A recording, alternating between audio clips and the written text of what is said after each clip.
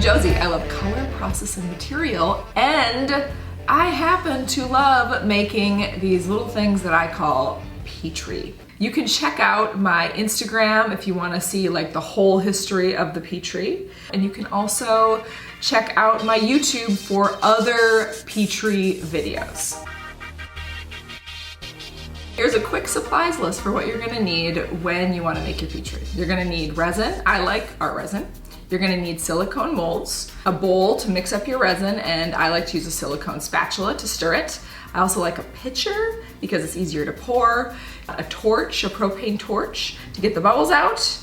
You are also going to need some safety stuff. I use a NIOSH vapor mask, and I like to put plastic on every possible surface. I would also recommend ventilation. Use a room that you can have a fan running in the window. Don't hang out with it while it's curing. You know, typical common sense safety.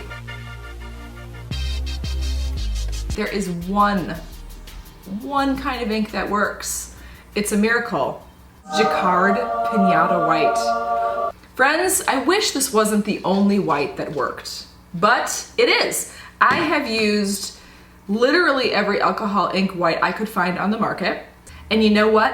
None of it works. None of it works like the Pinata white. Besides the glorious Pinata white, Jacquard has just recently come out with something that they call an exciter pack. It has new colors, friends, new colors. Oh.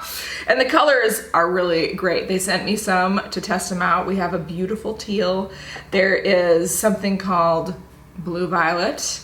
There's a pink, there's a blue, there's a coral. Oh, they're so beautiful. The colors are great. So take a look at those new colors because I think they do beautiful things in Petri. When you have assembled your supplies and you're ready to go, here are some of the helpful tips to make a beautiful Petri. First of all, you want to warm up your resin. This is especially important if you live in a cold climate, your resin's been sitting in the basement or in the garage, and that will really help a lot of things. It'll help the mixing, it'll cut down on micro bubbles, it will make the ink flow a little bit better, so that's an important first step. You'll want to mix your resin for a very long time. I would recommend 4 minutes, and if you don't mix it long enough, then it won't cure right, and then it'll be a sticky mess forever. So make sure you mix it, don't skip that step. I like to use a pitcher to pour my resin into the molds, and I pour the molds about halfway. If I pour it more than halfway, I can have problems with the curing and with bubbles, and also sometimes the resin will stick to the mold. Once you've poured the resin into your molds, I like to let it rest for 15 to 30 minutes. The reason why I do that is because I find that the ink flows in a way that I prefer, and it also lets any bubbles kind of come to the surface, and then I can attack those bubbles with the torch. So just like boop, boop, boop, and then you're ready for the ink. I like to add the white first. I also buy the 4-ounce bottles, so I use these little droppers to add the ink. And you can also buy little dropper bottles, which I use quite a lot of as well. The ratio for white to color is usually about 1 to 2. So 1 part white, 2 parts color. So I'll do a drop of white and a couple of drops of color. And then I'll alternate a few times. I figured out that it's about 35 drops total for a 3-inch piece, and then about 125 drops total for a 6-inch piece. But there is some variation there, and you can explore ways that you can make your style come alive with your quantity of ink. Now comes the tricky part. You need to leave that stuff alone. You have to wait like 20 hours. So don't go mess with it. Don't go poke it. Don't go try to see if it's ready to come out. It won't be. You need to wait until it's hardened.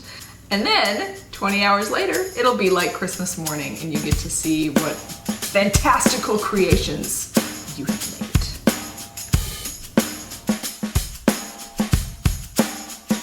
If you have mastered basic Petri, you're ready to move on to advanced Petri.